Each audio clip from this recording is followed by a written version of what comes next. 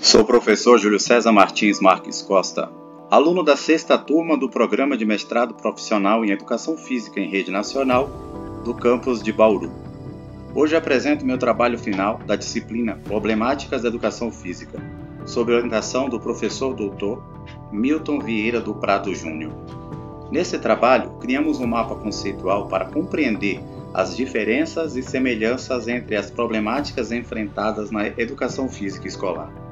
Foram 8 semanas de atividades, como leituras, reflexões, diálogos e discussões que mostraram como os desafios da disciplina envolvem questões estruturais, sociais, pedagógicas e legislativas impactando diretamente a nossa prática docente. Vou começar falando sobre o abandono do trabalho docente. O modelo tradicional de ensino de educação física escolar, conhecido como rola-bola, ainda é predominante. Quem estudou em escola pública ou particular certamente já viu isso acontecer. O professor separa os times, entrega a bola e os alunos jogam até o fim da aula. Como aponta Gonzalez, esse formato se consolidou ao longo dos anos, tornando-se um padrão dentro da disciplina, o que caracteriza um desinvestimento pedagógico. Além da falta de materiais e recursos, muitas vezes precisamos dividir o espaço das aulas com outros colegas, que limita ainda mais o ensino. Esse modelo reduz a educação física ao esporte e à competição, deixando de lado temas como massificação da cultura corporal, inclusão e reflexão sobre o movimento na sociedade. Como resultado, muitos alunos não se sentem pertencentes à disciplina, seja por falta de habilidades esportivas ou desinteresse na prática tradicional.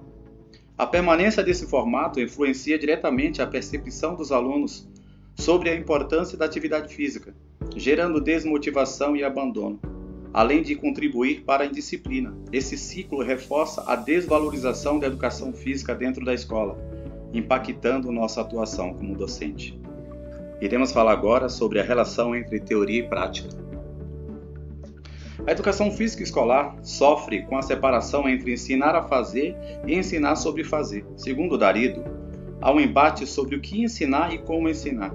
Ao longo dos anos, diferentes abordagens disputaram espaço, priorizando ora a prática técnica dos movimentos, ora a compreensão teórica do corpo e suas implicações sociais. O desequilíbrio entre teoria e prática é evidente nas escolas e universidades.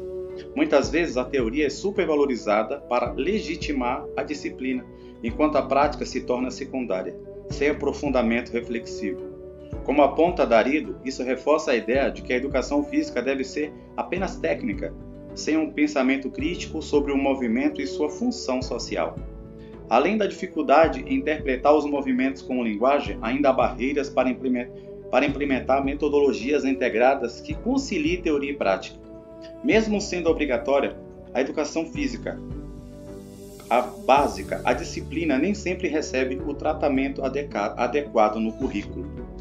Essa desvalorização impacta o engajamento dos alunos e a motivação dos professores.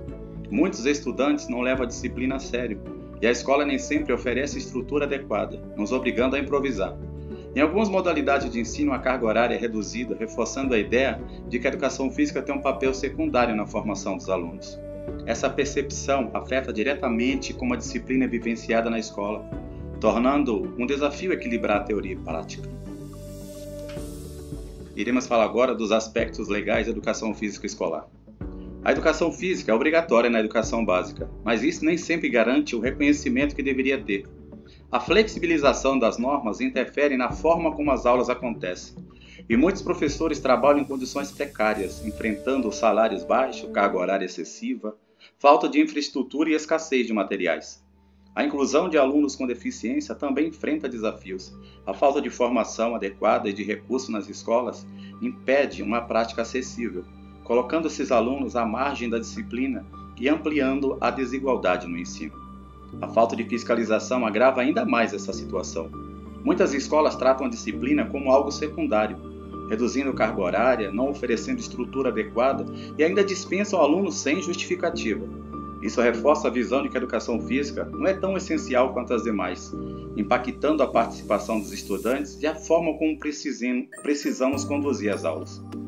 as reformas educacionais flexibilizaram o currículo, criando uma desigualdade na oferta de aulas.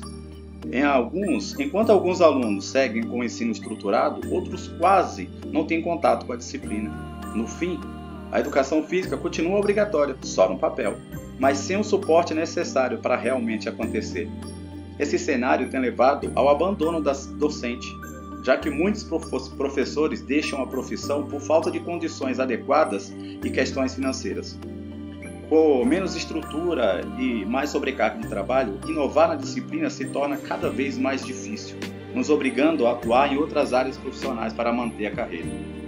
Agora irei falar sobre a indisciplina e o afastamento dos estudantes. A disciplina dos alunos impacta diretamente a educação física, mudando de perfil ao longo do ensino fundamental. Muitos professores percebem que os estudantes mais disciplinados em outras matérias são os que mais se envolvem na nossa disciplina. Como destaca Giciene, a resistência à participação pode vir de experiências negativas, dificuldades com os esportes, trabalhos ou falta de identificação com os conteúdos. Essa resistência não é isolada, mas frequente. Alguns alunos não participam, enquanto outros interferem no andamento da aula, tornando o engajamento um desafio para nós. Muitos colegas acabam desistindo e recorrem ao rola-bola, ou rola-melão, como se diz em algumas regiões. Isso cria um ciclo. Alunos desinteressados levam o professor a optar por estratégias mais simples, reforçando a ideia de que a educação física é apenas movimentação sem propósito. O verdadeiro desafio não é apenas fazer com que participem, mas entender o que gera essa resistência.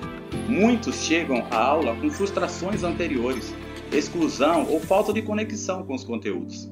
Sem estratégias que tornem as aulas envolventes e conectadas à realidade dos alunos, a educação física segue sendo vista como uma disciplina secundária dentro da escola.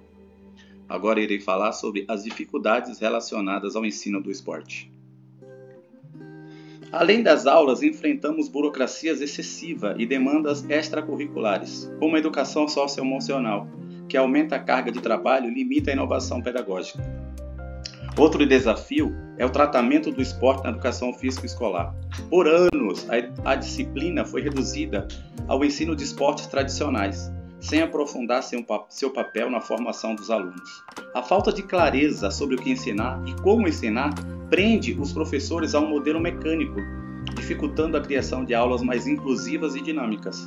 A inclusão das meninas no futsal exemplifica a barreira estrutural e cultural que ainda persistem. O esporte segue associado ao público masculino, e a falta de representatividade midiática reforça essa exclusão. Estereótipos de gênero continuam impactando a maneira como o esporte é trabalhado nas escolas, restringindo oportunidades desde cedo.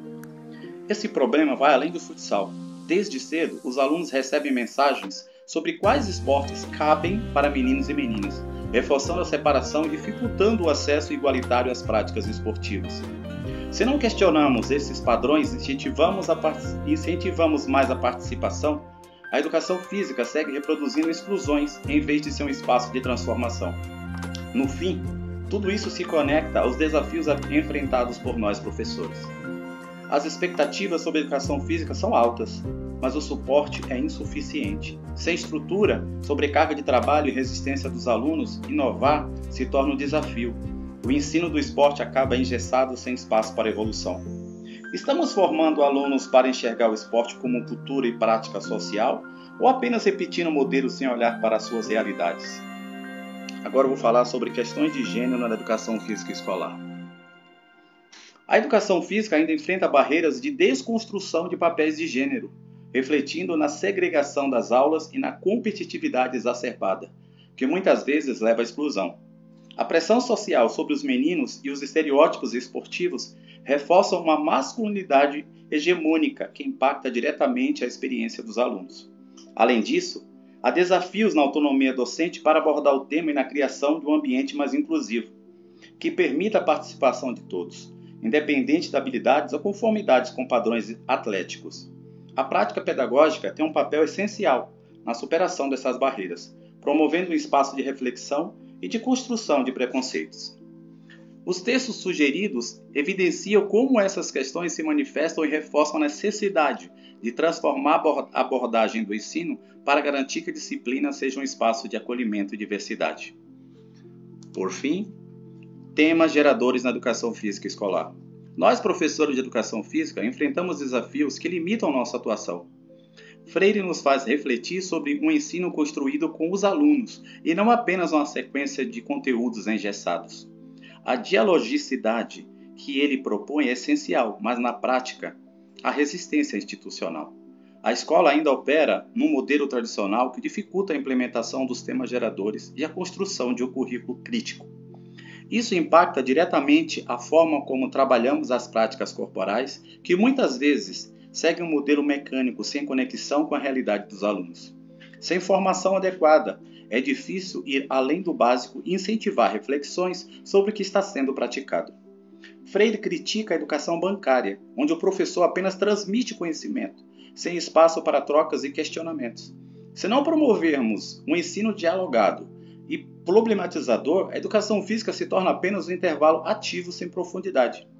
Os temas geradores podem romper esse ciclo, transformando a educação física em um espaço real de aprendizado e reflexão. Mas para isso precisamos de mais liberdade para desenvolver um ensino crítico, reflexivo e conectado com os alunos. Conclusão: esse trabalho deixou bem claro como as problemáticas da educação física impactam na nossa prática docente e o desenvolvimento da disciplina dentro do currículo. As reflexões ampliaram o olhar e sobre aspectos estruturais, sociais, pedagógicos e legislativos, além dos desafios diários como resistência institucional, falta de problematização das práticas corporais e dificuldades na construção de um currículo crítico, reafirmo o papel da educação física como um campo de conhecimento essencial, que vai além da prática esportiva e contribui para a formação de valores, identidade e participação social na escola. Essa foi minha contribuição. Obrigado a todos, um forte abraço.